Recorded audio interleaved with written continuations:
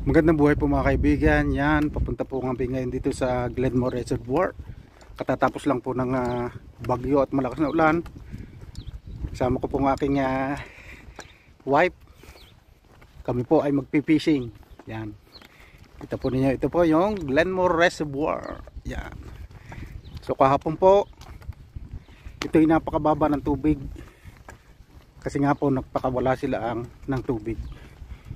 Pero ngayon, gumanda na uli, medyo tumaas na uli yung tubig. Yan. So dito po kami magpipishing. Di po ba ang ganda ng view? Yan o. Ayan. Ganda ng view. Ito po yung Glenmore Reservoir. Diba?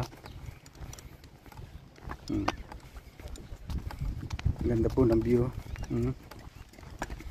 Po ang aking wife. Lalakad siya. Yan o.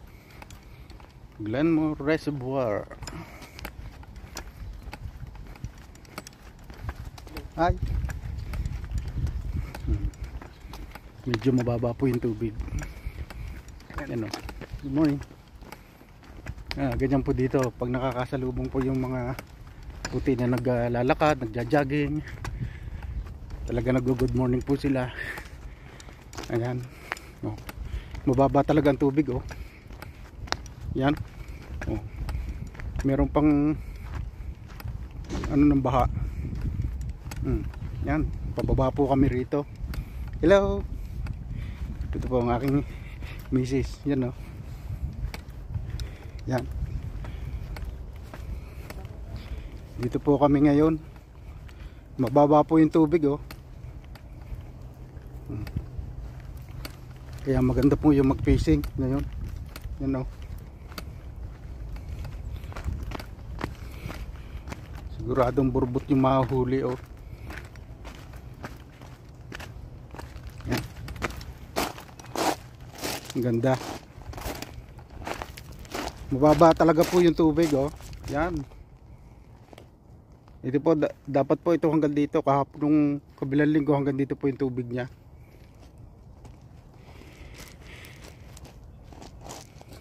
Uy! Yan po yung isa namin kasamahan. Yan. May kumagat na? Ha?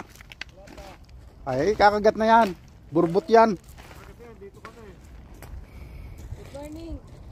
Ayan. So ito po ngayon ang kalagayan ng Glenmore Reservoir. Napakababa ng tubig oh.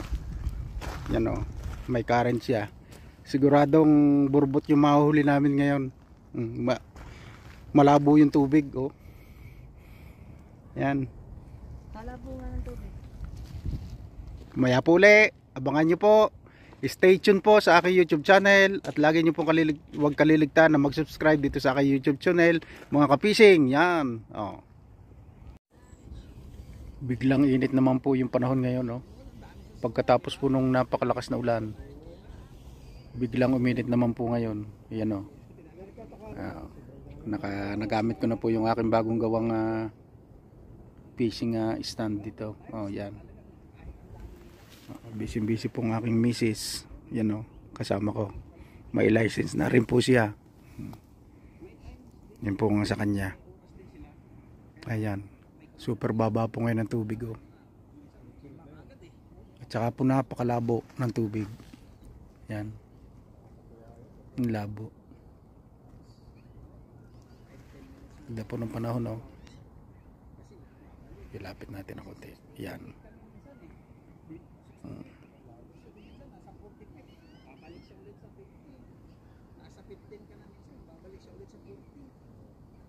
Sigurado mga burbot yung mahuhuli namin dito ngayon.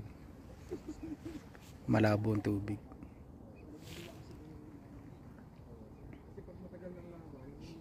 Ang ganda ng panahon ngayon no? Ang kaulapan ay yan po yung paligid ng Glenmore Reservoir. Ang tubig po niyan dapat ay nandyan sa ibabaw na yan.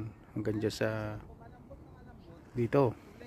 Itong kinatatayo namin ito hanggang doon. Padapat ang tubig niyan. Pagka talagang pinupuno po ito ng tubig. Kasi nga po ito ay dam. Ito po yung nagsusupply ng tubig sa buong Calgary. Yan. Hintayin po natin may kumagat. Pag ito po ay may kumagat, sure na sure, huli. Ayan.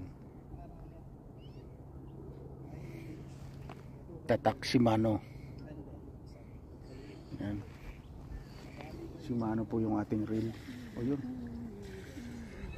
Naglilipada ng mga pato. Ayun.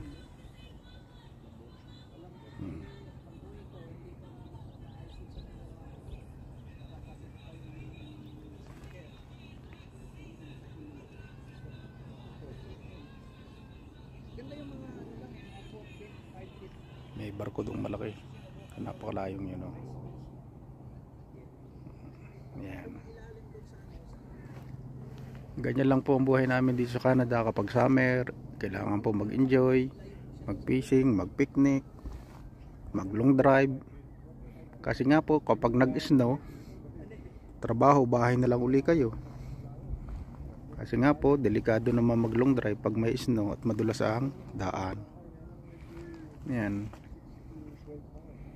Yan po ang buhay namin dito sa Canada. Pero may lugar din naman po dito sa Canada na hindi naman totoong nag-i-snow. At may lugar din po dito sa Canada na saksakang kagrabe ang snow at kalamig. Ayan. Natin itong itik na ito. Naglalaro yung itik, oh. Dalawa.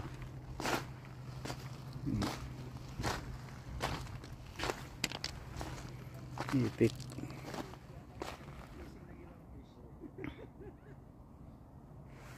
Naglalaro yung dalawang itik.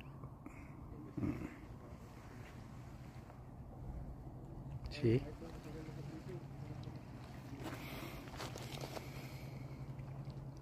Ganda ng klima, mainit. Pero kahapon po, nung pong Friday ng gabi, magdamag na ulan. At kahapon din po ay maghapong ulan na ng ulan din. Grabe. Ayan, dahil nagja-jogging na si taas, oh. Kaya nga po ito maganda kasi nga po ito Glenmore Park. Nagja-jogging po sila papunta roon. Kasi nga po ito picnic area din po ito. Ang Glenmore Reservoir, Glenmore Provincial Park. Yan. Oh.